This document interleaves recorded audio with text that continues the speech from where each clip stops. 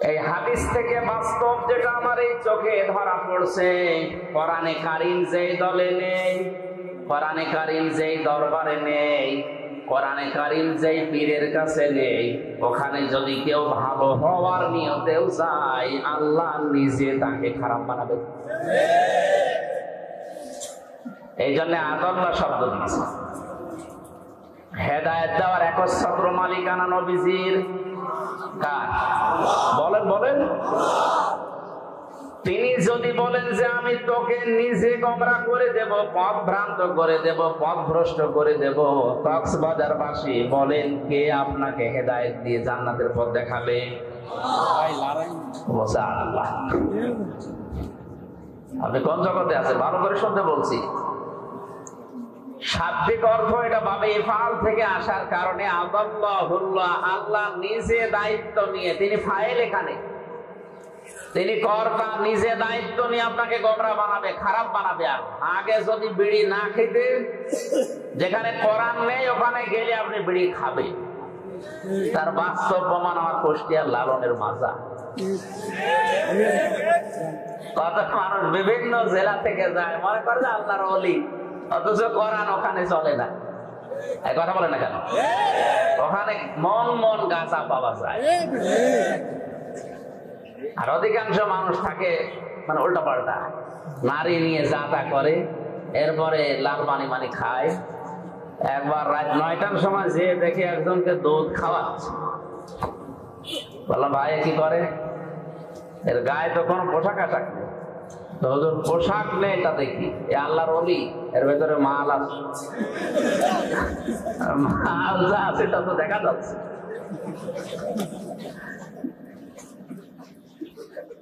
এর ভেতরে যদি কোনো মাল থাকে, এ মাল তো সবাই আছে, এ মাল সবাই নেই, তো ও মাল দেখার দরকার।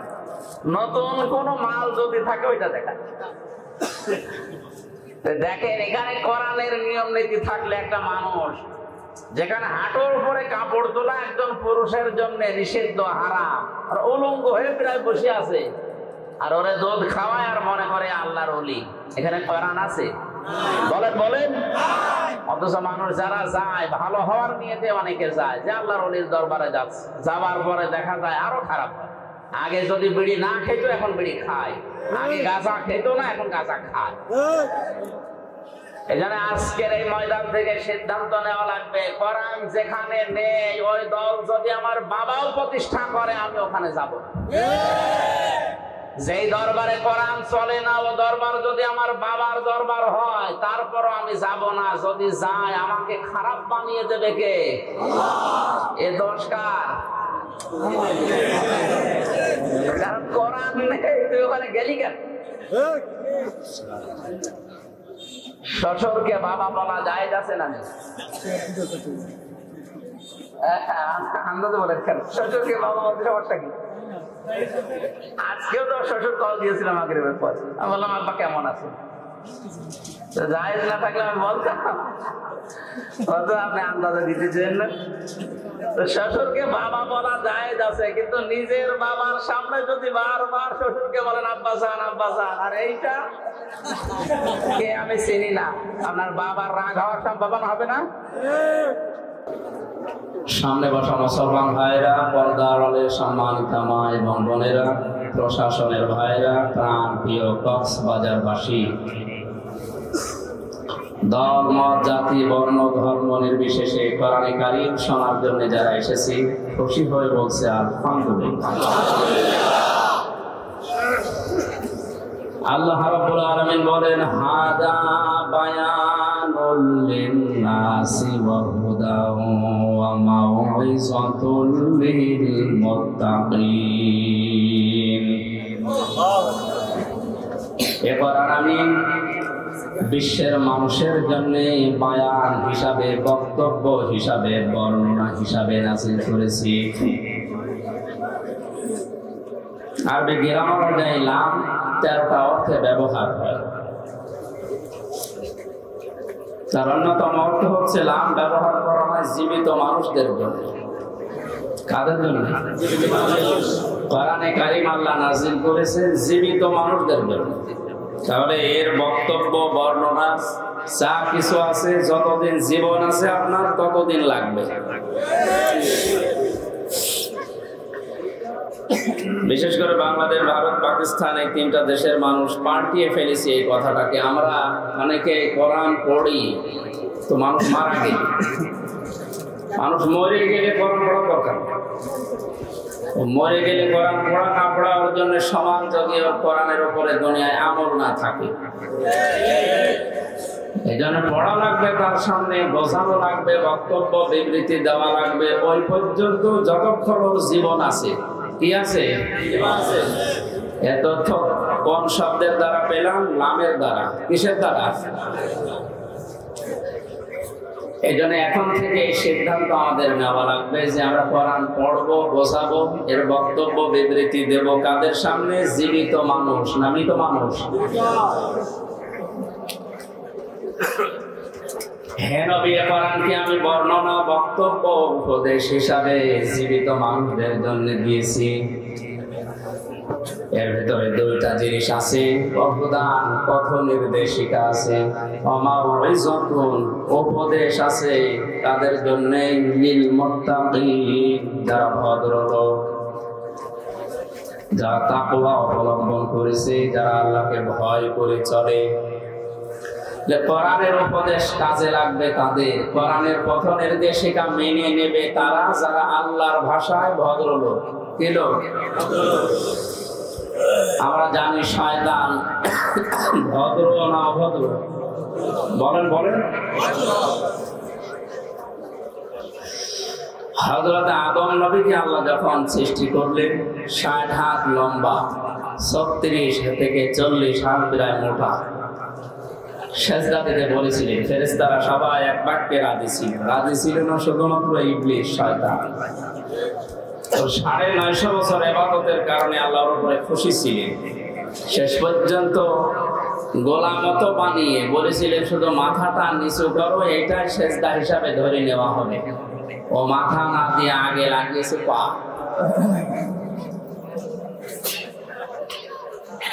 আল্লাহর কাছে আর্গুমেন্ট পেশ করে বলেছিল, আনা খায়রুম মিনহু খালাকতানি মিন নারি ওয়া খালাকতাহু মিন তিন।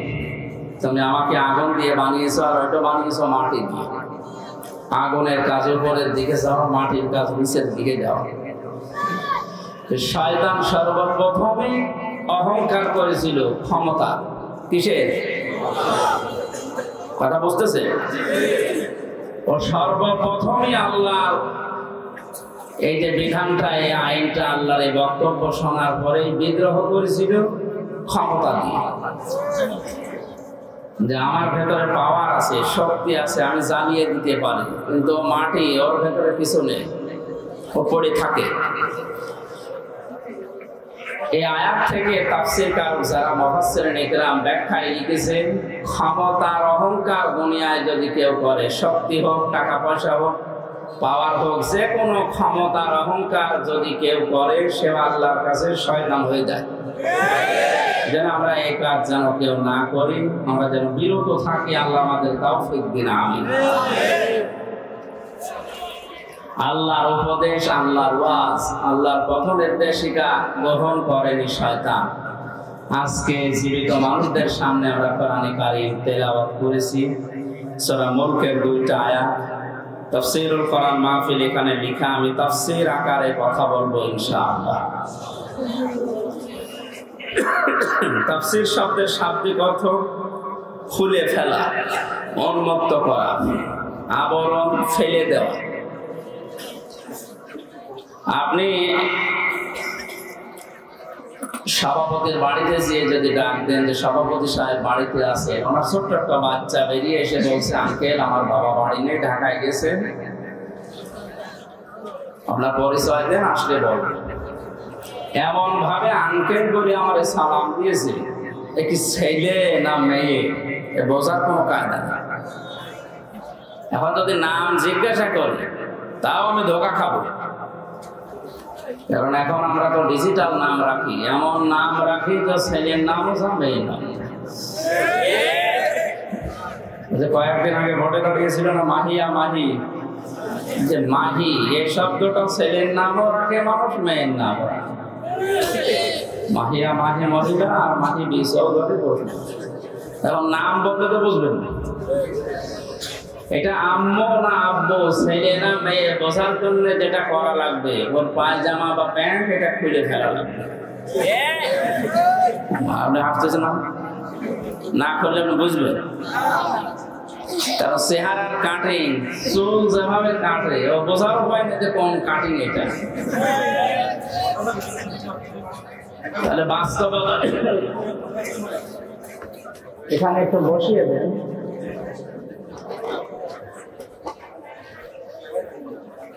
তাহলে এর যে আবরণ দেওয়া আছে পায়জামা প্যান্ট লুঙ্গি যাই বলেন, এটা যদি খুলে ফেলেন এবার আপনি টের পাবেন যে এটা ছেলে না মেয়ে, আম্মু না আব্বু। কথা বলেন ঠিক কিনা?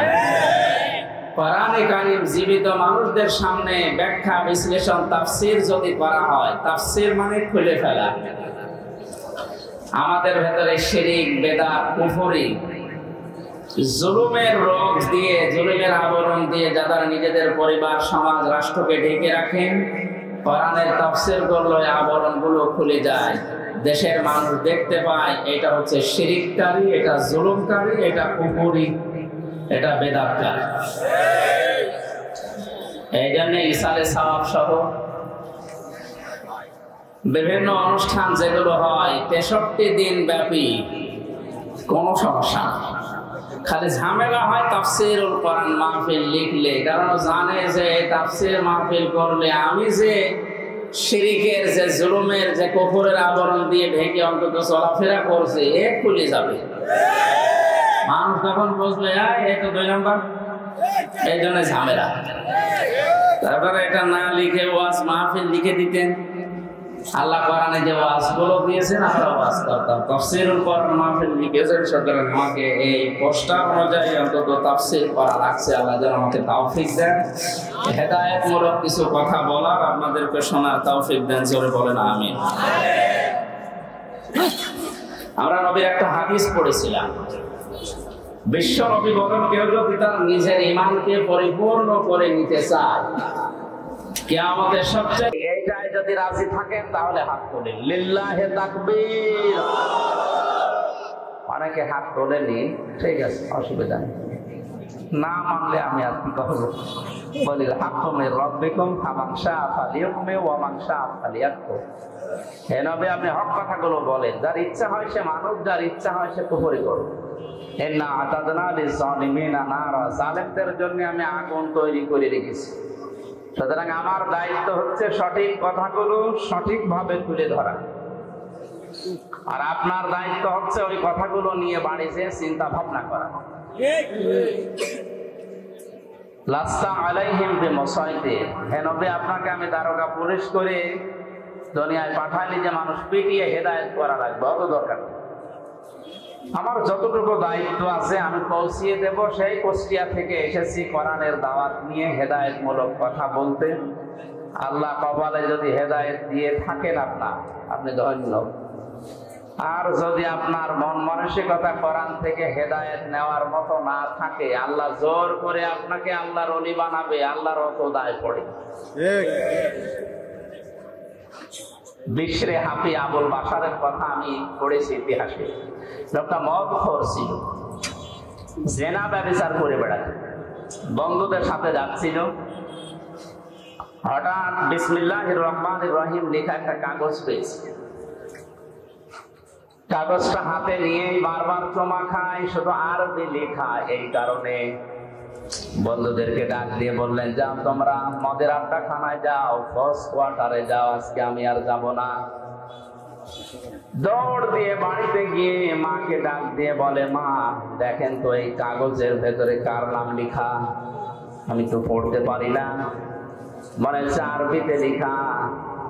মা কোরআনে কারীম পড়তে পারতো, কাগজ হাতে নিয়ে দেখে লেখা বিসমিল্লাহির রহমানির রহিম। 19টা অক্ষর আছে আয়াতের ভেতরে। কোন মানুষ যদি সওয়াবের নিয়তে একবার বিসমিল্লাহ পড়ে 190টা নাকি আল্লাহ সঙ্গে সঙ্গে লিখে দেন। সুবহানাল্লাহ। আমাদের সম্পর্ক বিসমিল্লাহর সাথে।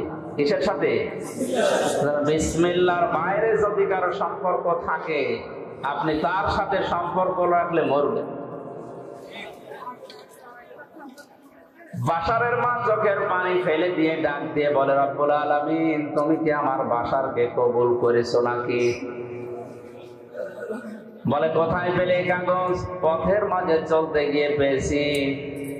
কি লেখা আছে? বাশারের মা বলে, বাবা, এর ভেতরে তোমার ওই প্রভুর নাম লেখা আছে যিনি তোমাকে বানিয়েছেন। আল্লাহর 3টা নাম লেখা। বাশার ডাক দিয়ে বলে, মা, আমার আল্লাহর নাম, আমার সৃষ্টিকর্তার নাম এখানে লেখা, কোথায় রাখলে সম্মান বাড়বে বলেন তো? মদ খেতে যাওয়া, জেনা করতে যাওয়া যে টাকাগুলো আজকে আমি আর খরচ করিনি, এই টাকা আজকে আমি আর মদ খেতে যাব না। বাজারে গিয়ে মখমলের কাপড় কিনেছে, আল্লাহর এই 3টি নাম করে সুন্দর করে বেঁধেছে, মাথার উপরে রেখে সারাদিন তাকে রেখে সারা রাত পাহারা দিচ্ছে।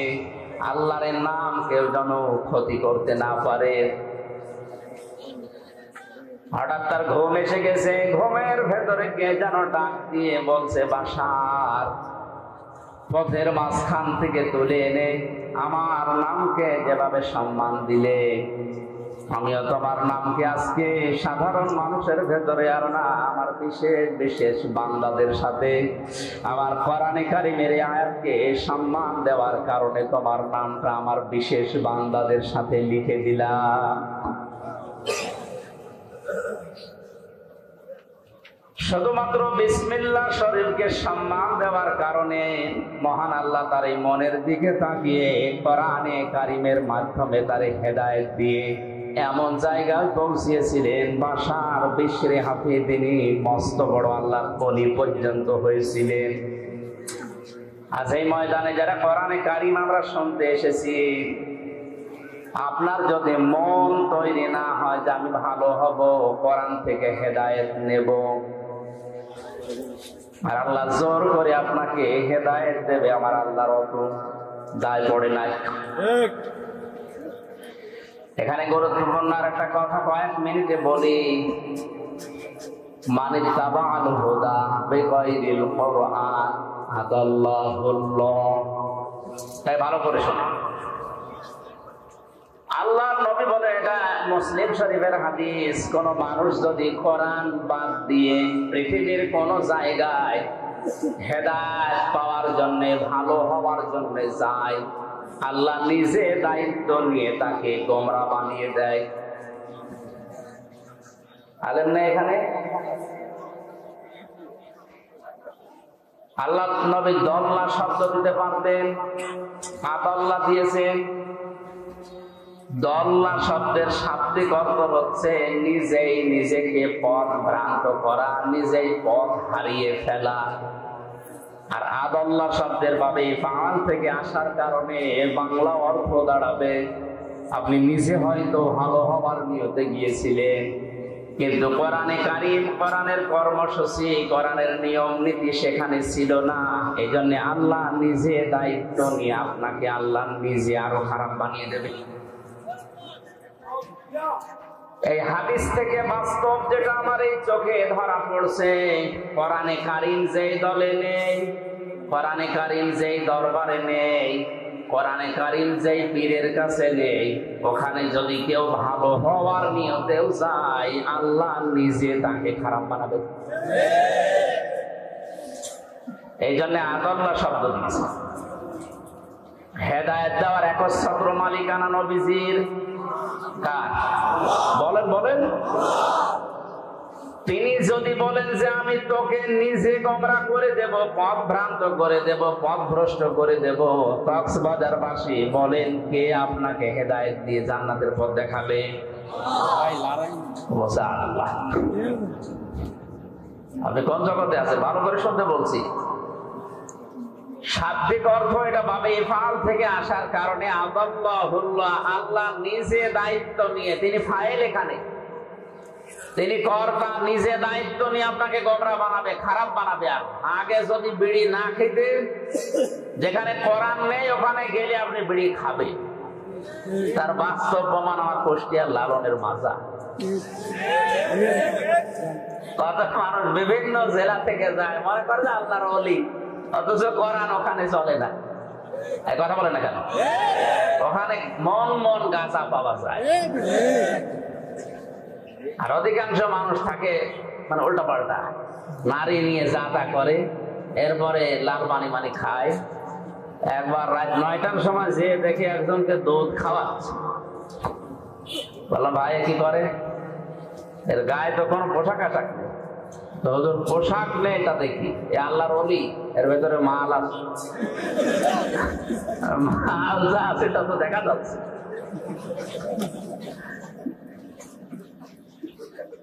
এর ভেতরে যদি কোনো মাল থাকে, এ মাল তো সবাই আছে, এ মাল সবাই নেই, তো ও মাল দেখার দরকার। নতুন কোন মাল যদি থাকে ওইটা দেখা। দেখেন, এখানে কোরআনের নিয়ম নীতি থাকলে একটা মানুষ, যেখানে হাঁটুর উপরে কাপড় তোলা একজন পুরুষের জন্য নিষিদ্ধ, হারাম, আর উলঙ্গ হয়ে প্রায় বসে আছে, আর ওরে দুধ খাওয়ায় আর মনে করে আল্লাহর ওলি, এখানে কোরআন আছে? বলেন বলেন।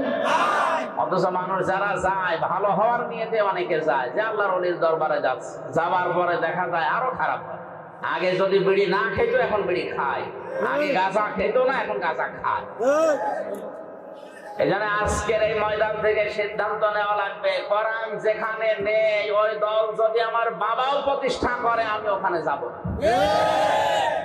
যেই দরবারে কোরআন চলে না, ও দরবার যদি আমার বাবার দরবার হয়, তারপরও আমি যাব না। যদি যাই, আমাকে খারাপ বানিয়ে দেবে কে? এ দোষ কার? কারণ কোরআন নেই, তুই ওখানে গেলি কেন? শ্বশুরকে বাবা বলা জায়েজ আছে না? আন্দাজে বলেন কেন শ্বশুরকে বাবা বলতে সমস্যা কি? আজকেও তো শ্বশুর কল দিয়েছিলাম মাগরিবের পর, আমি বললাম আব্বা কেমন আছে? জায়েজ না থাকলে আমি বলতাম, অত আপনি আন্দাজে দিতেছেন না। তো শ্বশুরকে বাবা বলা জায়েজ আছে, কিন্তু নিজের বাবার সামনে যদি বারবার শ্বশুরকে বলেন আব্বা জান আব্বা জান, আর এইটা কে আমি চিনি না, আপনার বাবার রাগ হওয়ার সম্ভাবনা হবে না? কোরআন পাঠিয়েছে আল্লাহ হেদায়েত দেওয়ার জন্য। হাযা বায়ানুল লিন-নাস হুদা ওয়া মাউইযাতুল লিল মুত্তাকিন, যালিকাল কিতাবু লা রাইবা ফীহি হুদাল লিল মুত্তাকিন। এরকম বহু আয়াত কোরআনে আল্লাহ দিয়েছেন যে এটা হেদায়েতের কিতাব। মানিত্তাবাআল হুদা ফামান তাবিআ হুদায়া ফালা খাউফুন আলাইহিম ওয়া লা হুম ইয়াহজানুন। এরকম প্রায় 26টা আয়াত আছে কোরআনে কারীম, প্রমাণ করে যে আমি হেদায়েত দেওয়ার জন্য দুনিয়ায় এসেছি। সুতরাং নিজের বাবার সামনে শ্বশুরকে বাবা বলা জায়েজ আছে, তারপরও যদি বারবার বলেন, বাবার মনে যেমন দুঃখ লাগার সম্ভাবনা আছে। কোরআন আল্লাহ পাঠালো হেদায়েত দেওয়ার জন্য, এইটা বাদ দিয়ে আপনি যার কাছে যাবেন, আল্লাহর তখন আপনার বাবার মতো রাগ হবে, দেখি তোর ওই পীর কেমন করে হেদায়েত দেয়। এই জন্য অধিকাংশ দরবারে গেলে মানুষ আজ হেদায়েত পাওয়ার পরিবর্তে গোমরা হয়ে যাচ্ছে।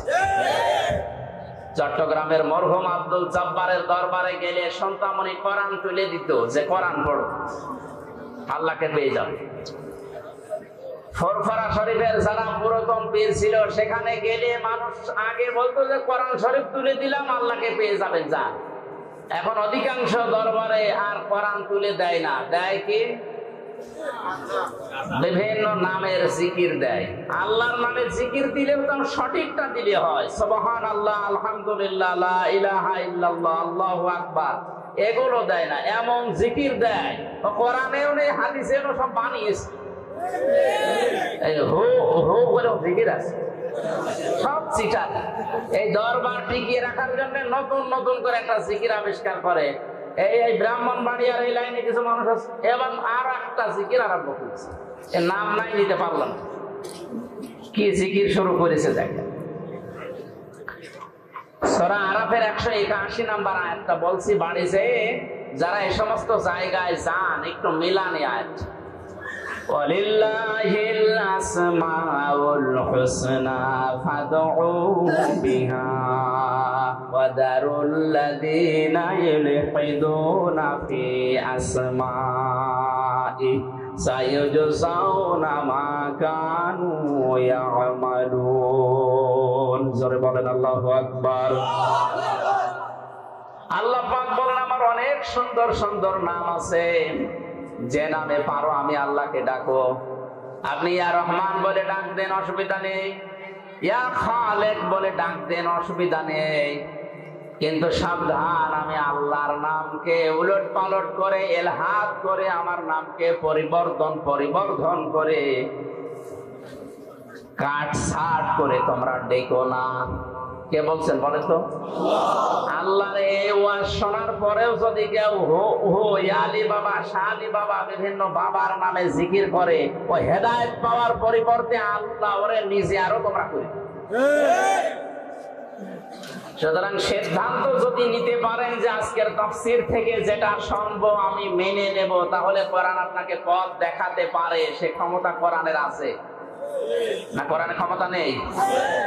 আর যদি আপনার এরকম সিদ্ধান্ত হয় যা শুনি এক কান দিয়ে শুনবো আর এক কান দিয়ে বের করে দেব, কিয়ামত পর্যন্ত এখানে ওয়াজ হলেও আপনার কিছু হবে। এরকম ওয়াজ শোনার জন্য এসেছে না। আমরা ঈমানকে যেহেতু পরিপূর্ণ করে নিতে চাই, কয়টা কথা বলেছিলাম? জবান খুলে বলেন কয়টা? খুব ভালো করে মিলান। আপনার ঈমান আসলে পরিপূর্ণ হচ্ছে না, আরো ঈমান ধ্বংস হয়ে যাচ্ছে। আল্লাহর নবী বলেন মান আহাব্বা লিল্লাহ, কেউ যদি তার ঈমানকে পরিপূর্ণ করে নিতে চায়, সে যাকে ভালোবাসবে সেটা যেন আল্লাহর জন্য বাসে, দুনিয়ার কোন স্বার্থ পাওয়ার জন্য না, দুনিয়ায় কোন নামের জন্য না, ভাইরাল হওয়ার জন্য না। সে শুধু ভালোবাসবে কাউকে। কার জন্যে? আমাদের আজ এইটা কিন্তু দিন দিন কমে যাচ্ছে। আমরা আল্লাহর জন্য কাউকে ভালোবাসতে পারছি না। কাউকে যদি কেউ ঘৃণা করে, কাউকে যদি কেউ ছেড়ে দিতে চায়, সে যেন অবশ্যই আল্লাহর জন্য ছেড়ে দেয়।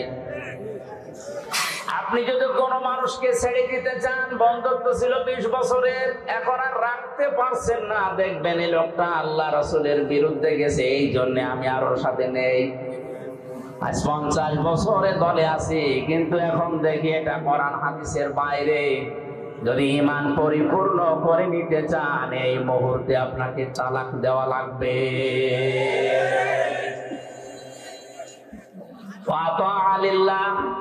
কাউকে কিছু যদি দেন, দান করেন, হাদিয়াও দেন, এটা শুধু আল্লাহর জন্য দেওয়া লাগবে। আজ আমরা অনেক কিছু দিতেছি, দান করছি, কিন্তু সব দলীয়করণ এই লাইনে চলে গেছে। আমি যে ঈমান পরিপূর্ণ করে নেওয়ার জন্য আল্লাহর জন্য দেব, এই মন মানসিকতা আমাদের নষ্ট হয়ে যাচ্ছে। অমানা আলিল্লাহ, আপনি যদি নিষেধ করেন কাউকে দিতে, কাউকে দেবেন না, এইটাও হওয়া লাগবে শুধুমাত্র আল্লাহর জন্য। নবীজি বলেন কথাগুলো যদিও ছোট ছোট, এই 4টা কথা যাদের মগজ আছে মাথায়, তামাম দুনিয়া দেখবেন এর ভেতরে লুকিয়ে আছে। আমার তো মনে হয় এই 4টা কথায় নবীজি যা জানাতে চেয়েছেন, আমার যতদিন হায়াত আল্লাহ দিয়েছেন, আমি এই 4টা পয়েন্টের উপরে যদি কথা বলি, আমার জীবনই শেষ হয়ে যাবে। সব এর ভেতরে আছে। আপনি কাউকে ভালোবাসবেন আল্লাহর জন্য, কাউকে ঘৃণা করবেন আল্লাহর জন্য, কাউকে দান করবেন আল্লাহর জন্য, দান করা থেকে বিরত থাকবেন আল্লাহর জন্য, তাহলে দুনিয়ায় থাকে কি? এই 4টা গুণ যদি কেউ অর্জন করে, নবীজি বলেন ফাকাদ ইসতাকমালাল ঈমান। এই আরবি গ্রামার যারা জানে, ফা ব্যবহার হয় 19টা অর্থে। কয়টা? 19টা। এর 13 নাম্বার কায়দাতে আছে, বালাগাত মান থেকে দেখবেন। এই ফা ব্যবহার করার নিয়ম হচ্ছে, আগের যে বর্ণনা নবীজি করছিলেন বা আপনি করছিলেন, এই কথাগুলো যদি কেউ মেনে নেয়, তাহলে পরের কথায় ফা দিয়ে গ্যারান্টি দেওয়া হচ্ছে। এরপরে আবার কদ আছে, কদ মানে নিশ্চয়, অবশ্যই। নবীজি বলেন ফাকাদ ইসতাকমালাল ঈমান। এই 4টি গুণ যদি কেউ দুনিয়ায় অর্জন করে, ও যেন ওর ঈমানকে পরিপূর্ণ করে নিল। জোরে বলেন আল্লাহু আকবার। আমি সহ যারা শুনলাম এখন থেকে এই হাদিসটার উপরে যেন আমল করতে পারি। নবীজি আল্লাহ তাওফিক দিন, সরে বলেন আমিন। সূরা মুলক থেকে 2টা আয়াত পড়েছি, জবান খুলে তাফসীর শোনার নিয়তে। শয়তান যদি আশপাশে থাকে যেন চলে যায়। বল, আউযু বিল্লাহি মিনাশ শাইতানির রাজীম, বিসমিল্লাহির রহমানির রহিম,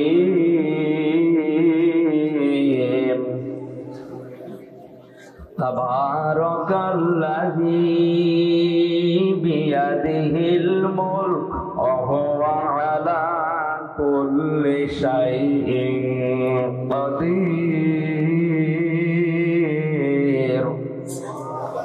আল্লাযী খালাকাল মাউতা ওয়াল হায়াতা লিয়াবলুয়াকুম আইয়ুকুম আহসানু আমালা ওয়া হুয়াল আজিজুল গফুর।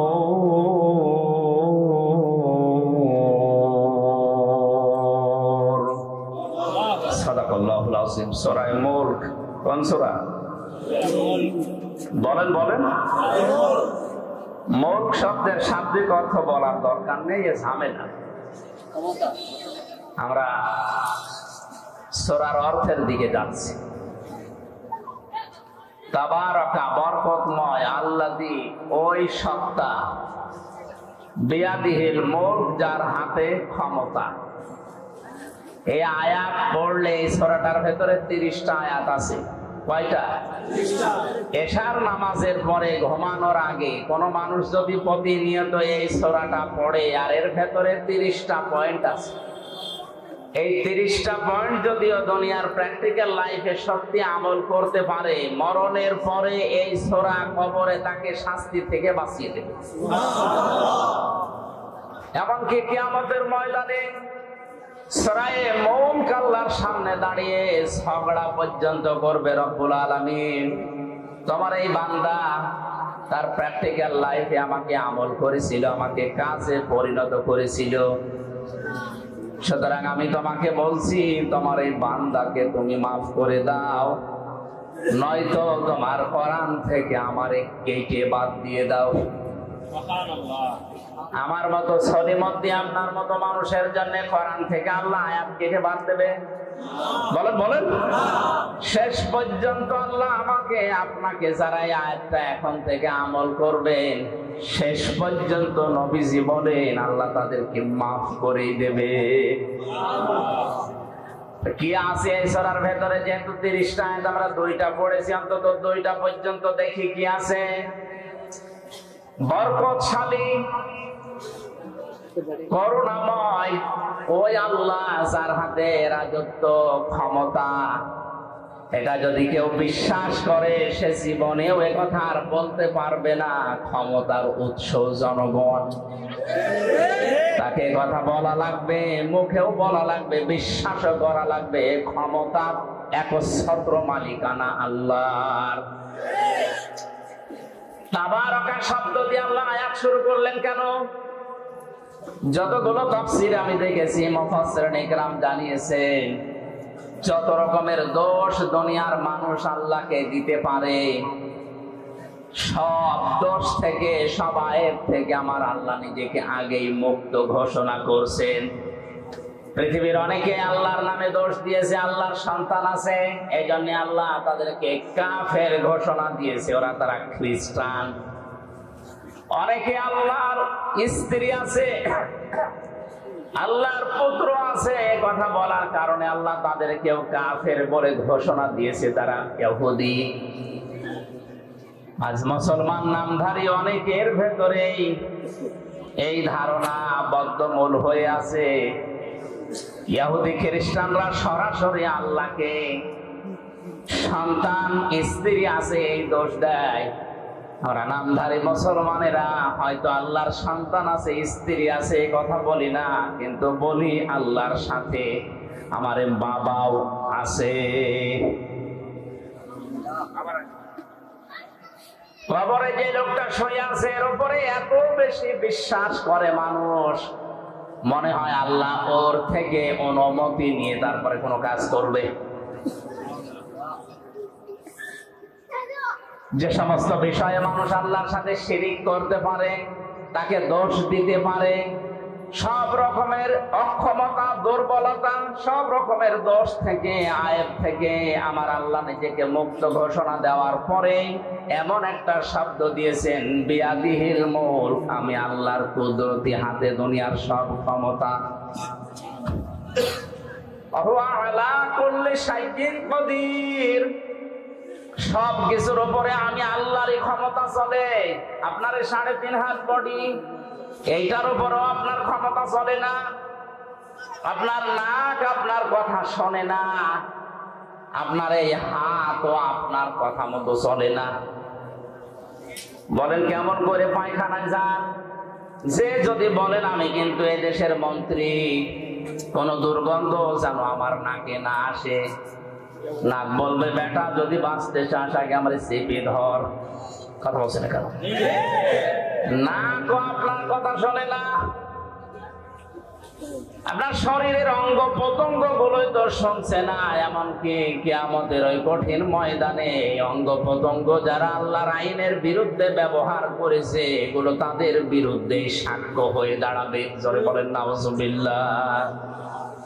আল্লাহ রাব্বুল আলামিন বলেন, আল-ইয়াওমা নাখতিমু আলা আফওয়াহিহিম ওয়া তুকাল্লিমুনা আইদিহিম ওয়া তাশহাদু আরজুলুহুম বিমা কানু ইয়াকসিবুন। সূরা ইয়াসিনের 5 নম্বর আয়াতে আছে, কিয়ামতের দিন আল্লাহ মানুষের মুখের উপরে মোহর লাগিয়ে দেবে, সেলাই করে দেবে। হাত আল্লাহর সাথে কথা বলবে। আইদিহিম দিয়ে আল্লাহ শুধুমাত্র এই হাত বোঝাননি, হাত মানে বিভিন্ন রকমের হাত দুনিয়ায় মানুষের চলতে গেলে থাকে। কথা বলেন না? কত রকমের হাত দুনিয়াতে আপনি ব্যবহার করেন। কেউ এই হাত ব্যবহার করছে, কেউ টাকা পয়সার হাত ব্যবহার করে, কেউ ক্ষমতার হাত ব্যবহার করে। দুনিয়ায় যে হাত ব্যবহার করে আপনি আল্লাহর বিরুদ্ধে, মানবতার বিরুদ্ধে অবস্থান নিয়েছিলেন, কিয়ামতের দিন ওই হাতগুলো আপনাকে আল্লাহর বিরুদ্ধে সাক্ষী দেওয়ার জন্য, আপনার বিরুদ্ধে আল্লাহর কাছে সাক্ষী দেওয়ার জন্য দাঁড়াবে।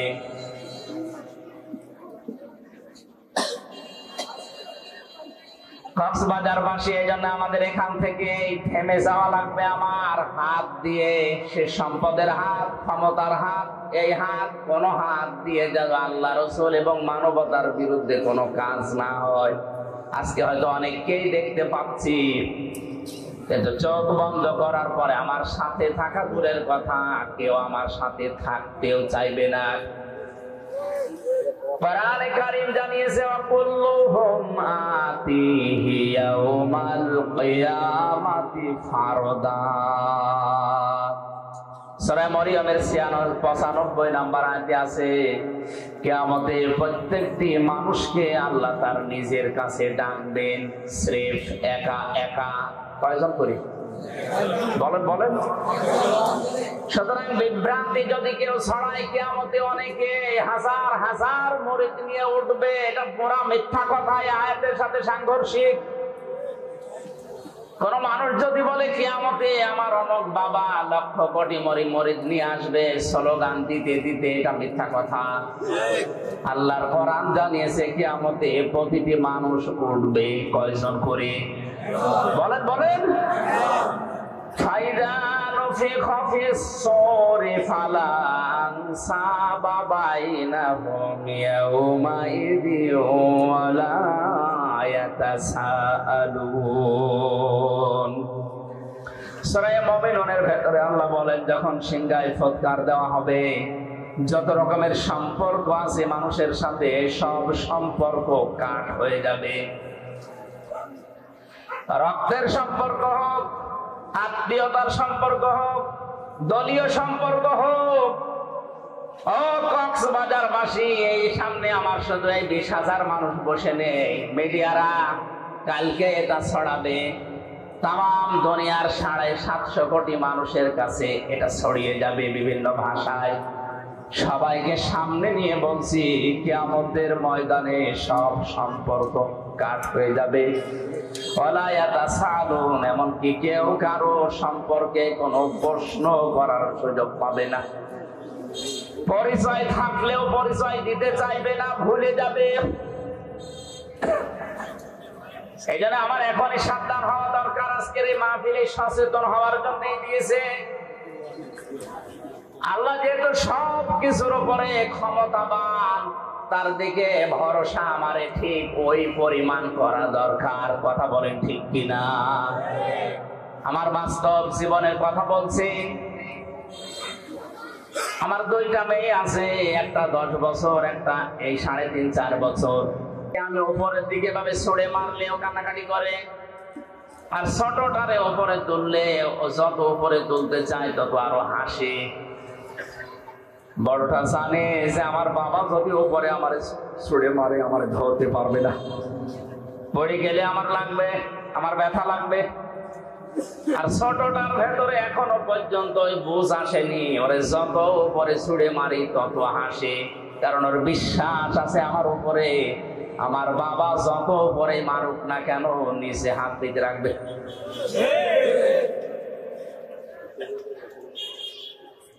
এই যে আলা করলে সাইয়্যিন কাদির, সব কিছুর উপরে আল্লাহর ক্ষমতা চলে। আল্লাহর উপরে তাহলে কিভাবে ভরসা করা দরকার।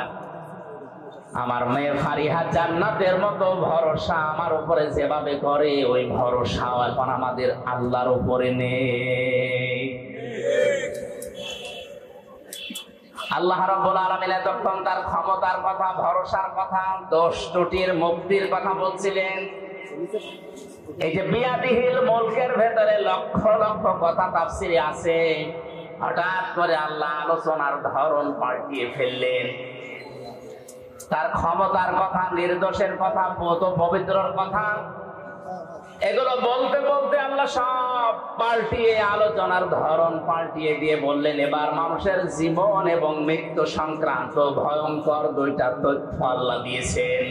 জবান খুলে বলেন, আল্লাযী খালাকাল মাউতা ওয়াল হায়াতা লিয়াবলুয়াকুম আইয়ুকুম আহসানু আমালা ওয়াল আজিজুল গফুর। আজকে নতুন একটা তথ্য আয়াত থেকে আপনাদেরকে শোনাবো। শেষের দিকে একটু তাফসীর শেষ হোক।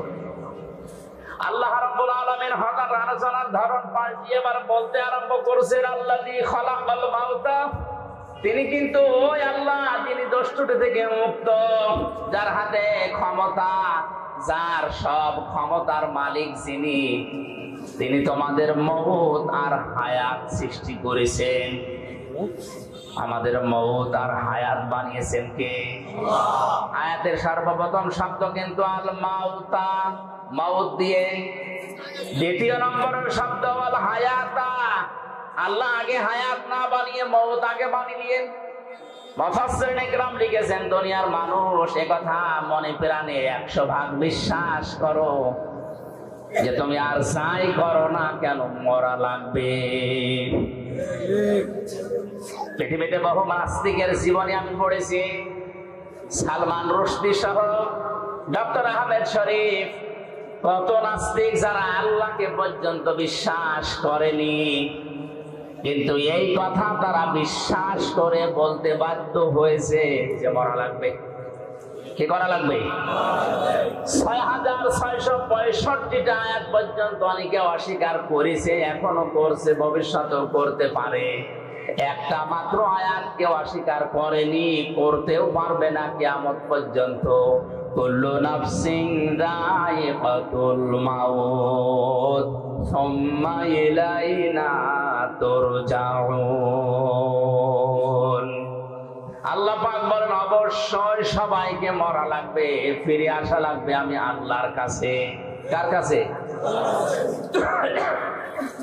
মাউতা শব্দ আল্লাহ দিয়েছে। তাফসীরে আমি মাউতের ধরন পেয়েছি, মানুষের মরণের যন্ত্রণা পেয়েছি প্রায় 10 রকম। মরণের পরে অধিকাংশ মানুষের এই আকৃতি আর থাকবে না। কোরআন জানিয়েছে ইউরাফুল মুজরিমুনা বিসিমাহুম ফায়ুখাযু বিন নাওয়াসি ওয়াল আকদাম। জবান খুলে কোরআনের আয়াত বলেন, ফাবিআইয়ি আলা'i রাব্বিকুমা তুকাজ্জিবান। কিয়ামতের ময়দানে পাপিষ্ঠদেরকে আমি আল্লাহ জিজ্ঞাসা করব না, ও হামজা এই কাজ করেছিলে না? দুনিয়ার মানুষ আমরা দেখি আদালতে, এই 3টা বছর আমি জেলখানায় ছিলাম, যতবার আদালতে গেছি সাক্ষী নেয়, এমনকি আমাকেও বিচারক জিজ্ঞাসা করে আপনার নামে এই অভিযোগ আপনি করেছেন কিনা। উনি নিচে সে তো জানে না, উকিল যারা দাঁড়ায় তাদের কথাও শুনে বিশ্বাস পায় না। শেষ পর্যন্ত আমারে জিজ্ঞাসা করে আপনি এই অপরাধ করেছেন কিনা। আল্লাহ পাক বলেন, মানুষের এই বিচার ব্যবস্থা আমি আল্লাহর বিচার সম্পূর্ণ আলাদা। যেহেতু বিচারক ওই জায়গায় ছিল না, ওর অতীত বর্তমান ভবিষ্যৎ কিছু জানা নেই, এই জন্যে জিজ্ঞাসা করি না এটা করেছেন কিনা। আমি আল্লাহর সব জানা আছে, এই জন্য কাউকে তার পাপের কথা আমি জিজ্ঞাসা করব না, ওর শরীরের ভেতরে ওই চিহ্ন ফুটিয়ে তুলব। তাফসীরে 10 প্রকার মানুষের নাম আমি পেয়েছি। অনেক মানুষ মরণের পরেই তার চেহারা পাল্টিয়ে কুকুরের মতো হয়ে যাবে। আপনি যতই সুন্দর করে কাফন দাফন দিয়ে উপরে ফুলের পাহাড় লাগিয়ে দেন, ভেতরে আল্লাহ তার আকৃতি কুকুর বানিয়ে দিয়েছে। কুকুরের চেহারা হবে কাদের? তাফসীরে আছে, মুফাসসিরিনে কেরাম জানিয়েছেন, দুনিয়ায় কুকুরের স্বভাবকে, একটা কুকুরকে আপনি খাবার দেবেন, যা দিয়েছেন ও যদি মরণ পর্যন্ত খায় তাও শেষ হবে না। পাশেরটা যদি কিছু দেন হামলা দেবে। এক কথা বলছে না, কুকুরের এই চরিত্র, এই স্বভাব আজ বাংলাদেশে অনেকের ভেতরে আছে। নিজের যা সম্পদ আছে, যা উপার্জন করেছে, ও যদি মরণ পর্যন্ত খায় তাও শেষ হবে না, এরপরেও মানুষ একটা হামলা দেয়। এ ধরনের মানুষ দিন দিন কমে যাচ্ছে। হ্যাঁ, এ 15-20 বছরে আরো বেড়েছে। নিজের যা আছে আমার মনে হয় ওর 14 বংশ কোনদিন শেষ হবে না খেয়ে, এরপরেও পাশেরটায় হামলা দেয়। আল্লাহর কসম, কোরআনে কারিমের সূরা রহমানের এই আয়াত থেকে বলছি, মরণের পরে আপনার আকৃতি থাকবে না। যদি থাকে তাহলে কোরআনের এই আয়াত মিথ্যা হয়ে যাবে। এক কথা বলে না কেন? এখানে সমস্যা আছে। ইউটিউবার যারা আছে যে ভিডিও করছে, এই কথাটা মনে হয় কাট করে কালকে ছেড়ে দেবে যে হুজুর কোরআন মিথ্যা হয়ে যাবে, এই কথা। আমি এটা বললাম, আমি করোনা নিয়ে একটা তথ্য দিয়েছিলাম ভোলাতে, এরা কাটসাট করে এমন ভাবে উপস্থাপন করেছে, রিমান্ডে আমার জিজ্ঞাসা করে আপনি এটা বলেছেন, অথচ আমি তো ওইটা বলতে চাইনি। আগের কথা পরের কথা কেটে দিয়ে এখানে বসাব করিবেন, না করিলে 50 টাকা দেবেন। বসাব যদি নাও লাগে টাকা বাঁচানোর জন্য করে সেটা ধরা খায়। আমার এই ধরা খাইয়েছে এরা, এই কাটসাট করে 2 মিনিট 2.5 মিনিট করে ছাড়ে, আর এইগুলো আমার রিমান্ডে জিজ্ঞাসা। অথচ ওই কথা তো আমার না, আপনি আগের কথা পরের কথা 1 ঘন্টা 1.5 ঘন্টা 2 ঘন্টা কথা বলি, এগুলো না দিয়ে মাঝখান থেকে 2.5 মিনিট দিয়ে দিলেন, ও আগে পরে কি আছে আমি তো জানি। অন্তত এই 150-200 ক্যামেরা যারা এসেছেন আপনাদের হাতে পায়ে ধরে বলছে এই ক্ষতি আর করেন না, আমি আবার হয়তো আপনাদের জন্য যাবো, কারণ এরাই ঝামেলা করে। এটা আর করেন না ভাই। এই জন্য আমাদের আকৃতি যদি মরণের পরে কুকুরের মতো করতে না চাই, তাহলে মানুষের সম্পদে হামলা দেওয়া, অবৈধভাবে খাওয়া, এটা এই মুহূর্ত থেকে বন্ধ করা লাগবে। কিছু মানুষের আকৃতি হবে সাপের মতো, সর্পের মতো। সাপের কাজ হচ্ছে একটা মানুষকে সবল দেয়, লোকটা মারা যায়, সাপের কোনো লাভ। এই জবাব দেন না কেন? অনেক মানুষ এখন এই দেশে তৈরি হচ্ছে, সকালবেলা থেকে ওঠার পরেই ওর ধান্দা থাকে কার ক্ষতি করব, অথচ নিজের কোনো লাভ হয়। মাঝখান থেকে লকডাউন 2 বছর জেল হয়ে যায়। আমার পেছনে যারা লেগে আমার এই 3 বছরে জেল খাটিয়েছে তাদের কোনোই লাভ হয়নি। মাঝখান থেকে আমার 3টা বছর অন্ধকারে কিন্তু আমার স্ত্রী সন্তান কষ্ট পেয়েছে, আমার বাবা মা কষ্ট পেয়েছে। তাদের কি হলো? তারা হ্যাঁ টাকা পয়সা কিছু পেয়েছে, ওইটা আমি নাই বলতাম, তারা আর কি লাভ হলো? এই মানুষগুলো যদি আমার কাছে স্বীকার না করে, স্বীকার মানে তওবা করা, স্বীকার মানে কি আমার কাছে মাপ চাওয়া, স্বীকার করা, তওবা করা, এটা যদি দুনিয়ার জীবদ্দশায় এটা না করে আমার এই 3টা বছর যারা নষ্ট করেছে ওইভাবেই মারা যায়, আল্লাহর কসম এদের আকৃতি কিয়ামতের দিন আমার এই ক্ষতি করার কারণে সাপের মতো হবে। দেখলে আমি বলবো যে এই তো সেই লোক। শুধু আমার ব্যাপারে আমি বললাম, এরকম হাজারো মানুষের জীবনে ঘটছে এখন, না ঘটছে না? আকৃতি যদি ঠিক রাখতে চান এই সুন্দর চেহারা আপনার থাকবে না। 3 নম্বরে কিছু মানুষের আকার হবে শুকুরের মতো। কিসের মতো? শুকুর। দেখবেন নিজের বউ, ছেলে মেয়ে, বেটার বউ সব নিয়ে যায়, একটা অনুষ্ঠানে যায়, কোন জায়গায় যে নিচে বসে বসে এক জায়গায় থাকে, আর ওগুলো সব কচু খেতে ছেড়ে যায়। কার সাথে কি করছে আল্লাহ ছাড়া কেউ জানে না। কত মানুষের চরিত্র তাকান, নিজের বউ যদি সুন্দর হয় দিশাই পায় না করবে, আরো সুন্দর করে সাজায়, মানুষকে দেখায় যে জিনিস আমার আছে, জিনিস আছে, আপনি নিজে দেখেন, মানুষ দিয়ে দেখানোর দরকার কি? বউ সুন্দরী সার, এগুলো যদি দেখানোর মতো জিনিস হতো, এই যে কোরআন শরীফ আমি হাতে নিয়ে বলছে আমার তো আমি সত্যি আগে দেখাতাম। আপনার দেখে আমার বউ একেবারে কম সুন্দর তা রিমান্ডে একটা কথা বলতেন, রিমান্ডে আমার বিয়ের একটা ছবি ছিল মোবাইলে, ছবি উল্টাতে উল্টাতে বলছে হ্যাঁ হুজুর আপনার এই মোবাইলে পূর্ণিমার ছবি। পূর্ণিমা মানে পূর্ণিমা আমি কোথায় পাবো? এই যে এটা আমার বউ। হ্যাঁ হুজুর এত সুন্দর বউ কি করে পাইল? এই বউ দাম তুলে নিয়ে আসবো। এই শেষ পর্যন্ত আরো ঘটনা যা ঘটার ঘটেছে। সম্মানিত ভাইরা, বউ দেখানোর জিনিস না, এটা দেখার জিনিস। মেয়ে লোকের এই চেহারা, এই সৌন্দর্য শুধুমাত্র তার স্বামীর জন্য, তার বাবার জন্যও না। এক কথা বলেন না কেন? যে বাবা জন্ম দিয়েছে ওই বাবার জন্য যদি এই সৌন্দর্য উপভোগ করা জায়েজ না থাকে, শুধু স্বামী বাদ দিয়ে, তাহলে দুনিয়া আর কার জন্য জায়েজ হয় আপনি আবার বিবেক দিয়ে বলেন। এরপরও যদি কেউ নিজের বউকে, নিজের যুবতী মেয়েকে আরো সুন্দর করে সাজিয়ে প্রদর্শন করে যে জিনিস আমার আছে দেখো, কিয়ামতের দিন আপনার এই আকৃতি থাকবে না, আপনি শুকর হয়ে উঠবেন। জোরে বলেন নাউযুবিল্লাহ। কত মানুষ আল্লাহওয়ালা দেখতে মনে হয়, নামাজ পড়ে, তাহাজ্জুদের নামাজ পর্যন্ত পড়ে, কিন্তু বাড়িতে এই পর্দার ব্যাপারে উদাসীন, কিছু মনেও করে না। আমার জেলাতে একবার ম্যাট্রিক পরীক্ষা দিতে নিয়ে যাবে মেয়েকে, এই 16 বছর 17 বছর বয়স এরকম যুবতী মেয়েকে ম্যাট্রিক পরীক্ষা দেওয়ার জন্য বাবা এই ভ্যানের পেছনে বসে ঘন্টা দিয়ে তসবিহ নিয়ে আল্লাহ আল্লাহ করছে, আর মেয়েকে সামনে বসিয়েছে। আমি মোটরসাইকেল নিয়ে সামনে দিয়ে যাচ্ছিলাম, ডাক দিয়ে বলছে মুরব্বী এইভাবে আছেন একেবারে সব কিছু ঢেকে। বলছে বাবা যে দিনকাল ভালো না, কার মেয়ের দিকে নজর দেয় বলা যায় না, এই জন্য আমি আল্লাহ আল্লাহ করছি। সামনে এটাকে আমার মেয়ে পরীক্ষা দিতে যাচ্ছে, তা আপনি সামনে ক্ষেপণাস্ত্র ফিট করে রেখেছেন আর পড়ছেন সুবহানাল্লাহ আলহামদুলিল্লাহ, আল্লাহ এ কাজ হবে? আগে ওইটা ঢাকে, আপনার মাথায় পাগড়ি দেওয়ার দরকার নেই, এই পাগড়ি ওই মেয়ের মাথায়। এই জন্য আকৃতি যদি শুকুরের মতো করতে কেউ না চান, এই মুহূর্তে নিজের বউকে, নিজের বোনকে, বেটার বউকে, নিজের মেয়েকে পর্দার ভেতরে নিয়ে আসে। আপনাকে বাঁচার জন্য আমি বললাম, এরকম 10 প্রকার আছে, আমি সবগুলো বলতে পারছি না। কয়টা পর্যন্ত করবো? 12টা না শেষ করবো?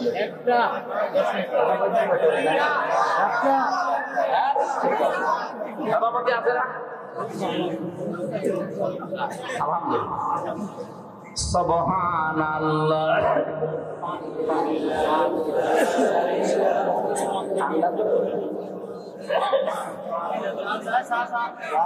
নিয়ে আসার দরকার নেই, এটা থাকলে দেন, না থাকলে থাক। হ্যাঁ ঠিক আছে। সুবহানাল্লাহ আলহামদুলিল্লাহ লা ইলাহা ইল্লাল্লাহ সুবহানাল্লাহ আলহামদুলিল্লাহ লা ইলাহা ইল্লাল্লাহ।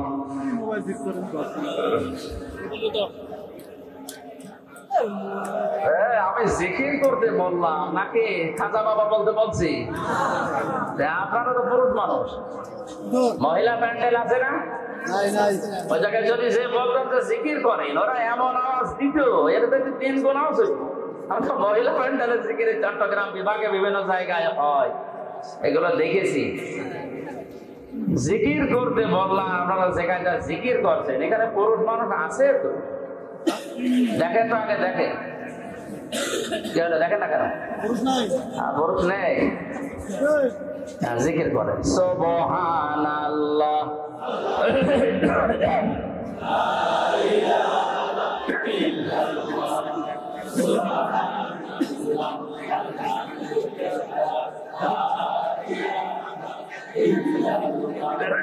সুবহানাল্লাহ আলহামদুলিল্লাহ লা ইলাহা ইল্লাল্লাহ লা ইলাহা ইল্লাল্লাহ মুহাম্মাদুর রাসূলুল্লাহ। আমার ভাইরা একটু খেয়াল করে শোনেন, মাউতা শব্দ দেওয়ার পরে আমার আল্লাহ প্রথম নাম্বারে দিয়েছেন এই জন্যে যাই করেন মরা তো লাগবে, আর মরণের যন্ত্রণা এত তীব্র এত কঠিন।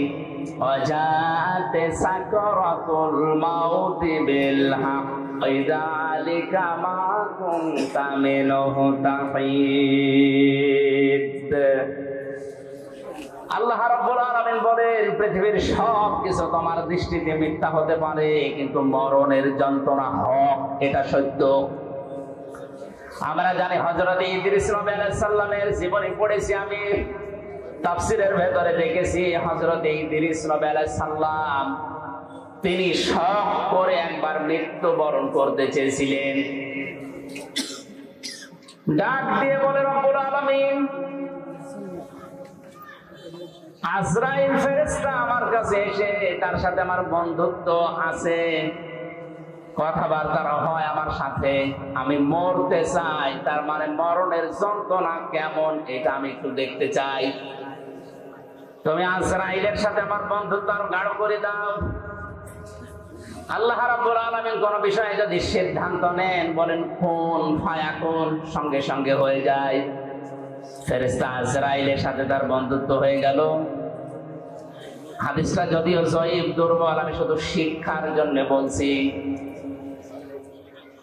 ডাক দিয়ে বলে ফেরেশতা, আল্লাহ আপনার সাথে আমার বন্ধুত্ব তৈরি করে দিয়েছে, আমিও বন্ধুত্ব করেছি, কিন্তু এটা টিকিয়ে রাখতে হলে কয়েকটা কথা আপনার শোনা লাগবে বন্ধু হিসাবে। 1 নম্বরে, আমি মৃত্যুবরণ করে দেখতে চাই যে মরণের যন্ত্রণা কেমন। ফেরেশতা বলে, রব্বুল আলামিন কার কাছে পাঠিয়েছো বন্ধুত্ব করার জন্য? তো পুরা ভেজাল, মরে দেখতে চাই কেমন লাগে। আল্লাহ পাক অর্ডার দিলেন, তিনি বললেন হ্যাঁ আমাকে মারবেন, কিন্তু মরণের পরে আবার আমার রূহ ফিরিয়ে দেবেন, আমাকে আবার জীবন দিয়ে দেবেন। তাফসীরে এসেছে তিনি যে শখ করে মৃত্যুবরণ করেছিলেন, কেমন যন্ত্রণা পেয়েছিলেন জানেন? একটা জিন্দা ছাগলকে চামড়া ছিলে লবণ লাগিয়ে দিলে যেমন কষ্ট হয়, ওইরকম কষ্ট পেয়েছিলেন। পৃথিবীর সর্বশ্রেষ্ঠ মানুষ যিনি, আল্লাহর পরে যার স্থান, আমাদের নবী মুহাম্মদুর রাসূলুল্লাহ সাল্লাল্লাহু আলাইহি ওয়াসাল্লাম, তিনি ওই মরণের যন্ত্রণা থেকে রেহাই পাননি। বারবার তার শরীর শুকিয়ে যাচ্ছিল, ঘেমে যাচ্ছিল, ঘামগুলো মুছিয়ে দেয় হযরতে ফাতেমা, হযরতে আয়েশা, আবার ঘেমে যান। মরণের যন্ত্রণা যখন শুরু হয়ে গেছে, হযরতে আজরাইল তার দরজায় এসে কড়া নাড়া দিয়েছে। ফাতিমাতুজ জোহরা দরজায় যাওয়ার পরে দেখলেন বিশাল আকৃতির একজন দাঁড়িয়ে আছে। ভয়ে দৌড় দিয়ে বাবার কাছে আসলেন, ডাক দিয়ে বলে, বাবা, এমন একটা মানুষকে দেখলাম, জীবনে ওর আগে আমি দেখি নাই। এর মাথা আকাশের দিকে, পা জমিনের সাথে, এত উঁচা, এত লম্বা। নবীজি চোখের পানি গড়িয়ে পড়লো, ডাক দিয়ে বলে, মা ফাতেমা, এটা দুনিয়ার কেউ না, এটা তোমাকে এসেছে এতিম বানাতে, এটা ফেরেশতা আজরাইল, আসতে দাও।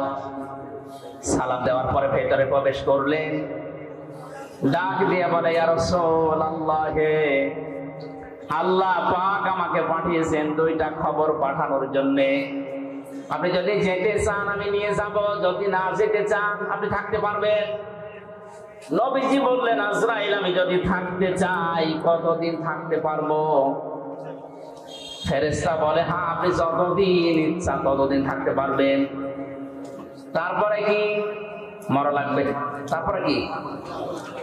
কারণ হচ্ছে আল্লাযী খলাকাল মাউতা, আল্লাহ সর্বপ্রথম বানিয়েছেন মউত। আপনি আল্লাহর প্রিয়, আল্লাহর বন্ধু, আল্লাহর দোস্ত, আল্লাহর হাবিব, সব ঠিক আছে। আপনি যতদিন থাকতে ইচ্ছা করেন ততদিন থাকতেও পারবেন, কিন্তু ফাইনাল কথা, মরা লাগবে। নবীজি বললেন, আজরাইল, মরায় যদি লাগে তাহলে জনসর দুনিয়ায় থেকে আমার আর লাভ নেই। মহান আল্লাহ যদি আমার অপেক্ষায় অপেক্ষমান থাকে তাহলে আমাকে নিয়ে চলো। আজরাইল বলেন, আমি শুধু হাতটা তার বুকের উপরে রাখলাম। বিশ্বনবী ডাক দিয়েই বললেন, আজরাইল, তাড়াতাড়ি তোমার হাত আমার বুকের উপর থেকে সরাও, মনে হচ্ছে উহুদ পাহাড় আমার বুকের উপরে রেখে দিয়েছো। কক্সবাজারবাসী বলে, যে লোকটা জীবনে কোনোদিন হাত তুলে মোনাজাত করলে আল্লাহ ফেরত দেওয়া দূরের কথা, মনের ভেতরে আকাঙ্ক্ষা আসলে যার দোয়া কবুল হয়ে গেছে। জোহরের নামাজ পড়ছিলেন তিনি বাইতুল মুকাদ্দাসের দিকে। 2 রাকাত নামাজ হওয়ার পরে আকাশের দিকে তাকিয়ে মনের ভেতরে একটা আকাঙ্ক্ষা এসেছে, আল্লাহ 16 থেকে 17 মাস পর্যন্ত আজ এই বাইতুল মুকাদ্দাসের দিকে আমি নামাজ পড়ছি। আমার মনটা খুব বেশি চায় আমি যদি কাবা শরীফের দিকে ঘুরে নামাজ পড়তে পারতাম তাহলে আমার মন আরো তৃপ্ত হয়ে যেত। নামাজের ভেতরে ওহী নাযিল করে দিলেন আল্লাহ পাক, আমাদেনা রাতাকাল্লুবা ওয়াজহিকা ফিস সামা ফালানুওয়াল্লিয়ান্নাকা কিবলাতান তারদাহা ফাওয়াল্লি ওয়াজহাকা শাতরাল মাসজিদিল হারাম। হে নবী, আপনি আকাশের দিকে মুখ উত্তোলন করেছিলেন, আমি কিন্তু বুঝতে পেরেছি যে আপনার মনে কি চাই। আপনার মন চাই এই 16-17 মাস নামাজ পড়লেন বাইতুল মুকাদ্দাসের দিকে, কাবার দিকে মন চাই নামাজ পড়তে। জোহরের নামাজের বাকি 2 রাকাত আর মুকাদ্দাসের দিকে পড়া লাগবে না, নামাজের ভেতরে আপনি ঘুরে বাকি রাকাত কাবার দিকে পড়ে। এই জন্য এই মসজিদকে কিবলা টাইম বলা হয়, 2 কিবলার মসজিদ। একই নামাজ আল্লাহর নবী 4 রাকাত পড়েছিলেন, 2 রাকাত বাইতুল মুকাদ্দাসে, 2 রাকাত কাবার দিকে।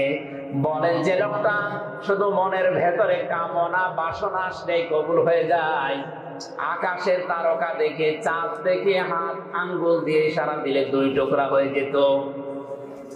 5 জমিন থেকে তুললে ওটা সঙ্গে সঙ্গে আরশে চলে যেত। এত বড় পাওয়ার ছিল, সম্মান ছিল যার।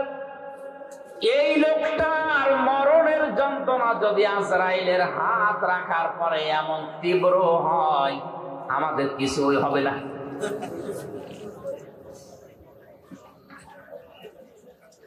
হযরত ঈসা আলাইহিস সালামের ঘটনা আমি তাফসিরে বাইজাবের ভেতরে পড়েছি।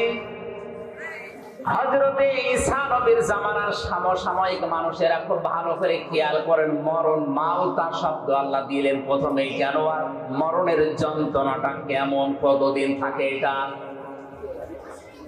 হযরতে ঈসা নবীর উম্মতেরা ডাক দিয়ে বলেন, আল্লাহর নবী, আপনি বিভিন্ন মুজিজা দেখিয়েছেন, আজকে একটা নতুন মুজিজা আপনাকে দেখানো লাগবে।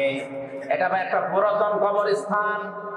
এখান থেকে যদি আপনি একটা লাশ উত্তোলন করে জীবিত করে তার মুখ থেকে সাক্ষী দিতে পারেন যে লা ইলাহা ইল্লাল্লাহ ঈসা রুহুল্লাহ, তাহলে আপনার উপর আমরা সবাই ঈমান আনবো। নবীরা বিপদে পড়লে সঙ্গে সঙ্গে সেজদায় পড়ে যেতেন। হযরত ঈসা সেজদায় পড়ে ডাক দিয়ে বলে, রব্বুল আলামিন, এরা আমাকে একটা চ্যালেঞ্জ ছুড়ে দিয়েছে, এই চ্যালেঞ্জের মোকাবেলা করা আমার দ্বারা সম্ভব না, যদিও আমি নবী। তোমার সাহায্য লাগবে এখন, মেহেরবানি করে এদের হেদায়েত দেওয়ার উসিলায় হলেও তুমি আমাকে সাহায্য করো, পাঠাও। আল্লাহ রাব্বুল আলামিন তাকে ওহী দিলেন, কবরের দিকে আঙ্গুল দিয়ে তিনি বললেন, কুম বিইজনিল্লাহ, হে কবরবাসী, আল্লাহর হুকুমে তুমি জিন্দা হয়ে যাও। সঙ্গে সঙ্গে কবর থেকে একটা মরা মানুষ জিন্দা হয়ে হযরত ঈসা নবীকে সালাম দিয়েছে। সালাম দেওয়ার সঙ্গে সঙ্গে বললেন, হে আল্লাহর নবী ঈসা রুহুল্লাহ, এ সালাম শুধু আমি আমার পক্ষ থেকে না, আমার বাবার পক্ষ থেকে সালাম আপনি গ্রহণ করেন।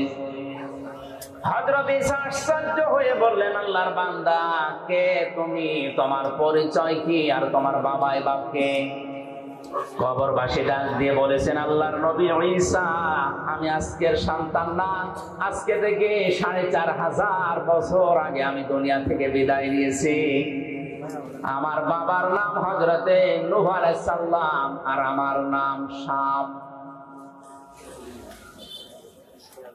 আমার বাবা ইন্তেকালের আগে আমাকে জানিয়েছিল যে মরণের পরে তোমাকে ১০০০ বছর পরে আবার একবার চিন্তা হওয়া লাগবে জামানার নবী হযরতে ঈসার মুজিজার কারণে। এটা আল্লাহ আমাকে জানিয়েছে, এটা তোমাকে আমি ওসিয়ত করলাম।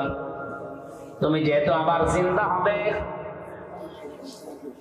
এক নবী আর এক নবীর ভাই, এজন্য আমি নূহর ভাই হযরত ঈসা, আমার ভাই ঈসা যখন তোমাকে জিন্দা করবে ওই সময় তুমি তাকে আমার সালামটা পৌঁছিয়ে দিও।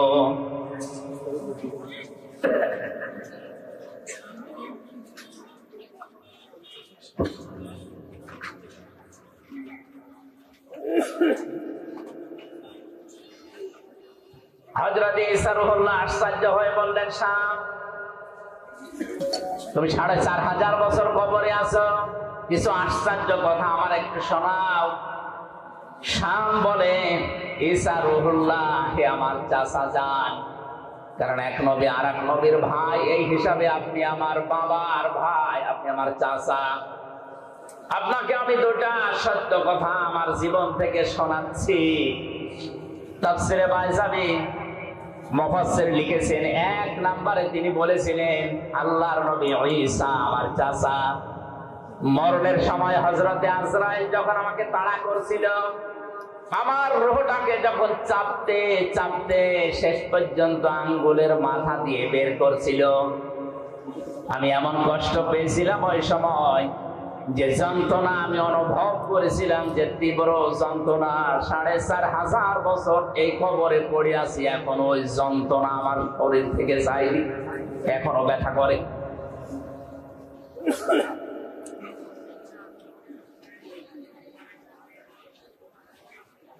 দ্বিতীয় নম্বরে, কবে কিয়ামত হবে আমিও জানি না।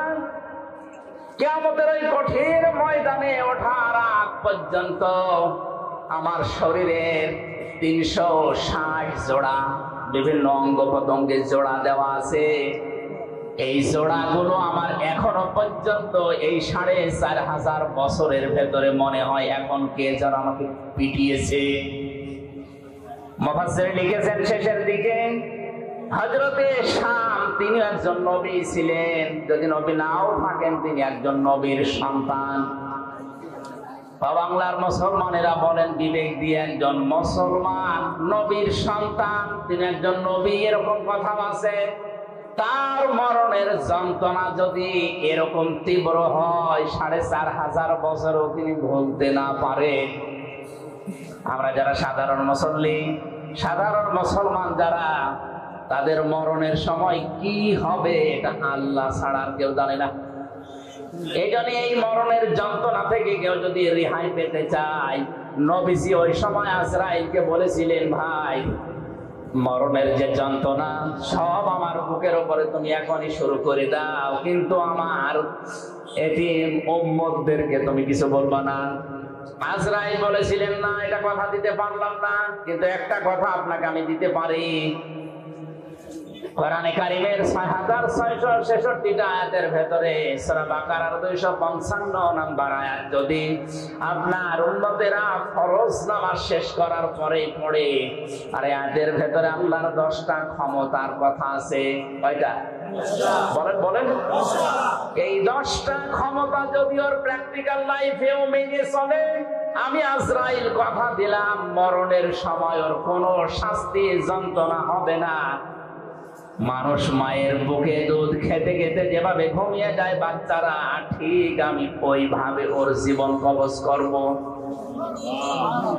যে যন্ত্রণা থেকে নবীজি পর্যন্ত রেহাই পেলেন না, হযরতে শাম রেহাই পাননি, কেউ এই যন্ত্রণা থেকে বাদ যায়নি। সেখানে যে ফেরেশতা আজরাইল কবজ করবে জান, সেই যদি বলে যে আমি মাফ করে দেব, শাস্তি দেব না, এই আমলটা করলে শুধুমাত্র ফরজ নামাজের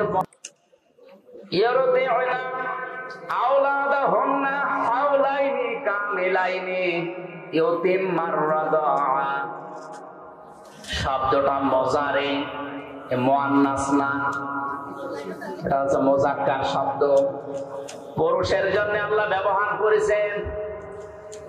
এই আয়াত দ্বারা বোঝা যায় দুধ পান করার দায়িত্ব বাবার। বাবা টাকা পয়সা খরচ করে হলেও মাকে দিয়ে এই দায়িত্ব পালন করাবে। মা যদি দুধ পান না করায় মায়ের গুনাহ হবে না। বাবা যদি টাকা পয়সা দিয়ে খরচ করে হলেও সন্তানকে বাঁচিয়ে রাখার জন্য মাকে দিয়ে দুধ পান করায়, এটা বাবার দায়িত্ব। মা দায়িত্বটা পালন করে দেয় টাকা পয়সা না নিয়ে, এটা আমাদের উপরে হিসাব। আমার ভাইরা, আমি এতিমমার ব্যাখ্যাটা করে যাচ্ছি না। আমার শব্দটা 2 বছর বাদ চলে গেল, 24 মাস, 30 মাসে আর কয় মাস থাকে? বলেন বলেন। মুফাসসিরিন ইকরাম লিখেছে, একটা মানুষকে কমপক্ষে মায়ের পেটে থাকা লাগবে সর্বনিম্ন 6 মাস। বিজ্ঞানে আয়াত গবেষণা করে জানিয়েছে 6 মাসের আগে কোন সন্তান যদি দুনিয়ায় আসে, ওটা তার বাবার বৈধ সন্তান না, ওইটা হচ্ছে অন্য বাবার দেওয়া। তাহলে ওইটা কি? বলেন না কেন? বলেন বলেন। সূরা কলমের 13 থেকে 17 পর্যন্ত এখানে প্রায় 13টা গুণ, 9টা গুণ আছে। যারা যার সন্তান দুনিয়ায়, এদের 9টা গুণ আল্লাহ এখানে দিয়েছে। পৃথিবীতে যারা যার সন্তান, তাদের 9টা গুণাবলী আছে। 1 নম্বরে গুণাবলী, এরা কোরআন বিরোধী। বাংলাদেশ সমাজ, বিশ্বে যারা সত্যি সত্যিই কোরআনের আলোচনা বিরোধী, কোরআন বিরোধী, এদের জন্ম আল্লাহ ছাড়া আর কেউ জানে না। ওর মাও যদি বলে না এটা আমারই, আমার বিশ্বাস হবে না। এজন্য আপনার জন্ম হয়তো ঠিক আছে, কোরআনের বিরুদ্ধে যে নিজের জন্ম খারাপ করবেন এমন কপাল পোড়া আপনি হবেন। আপনি থেমে যান।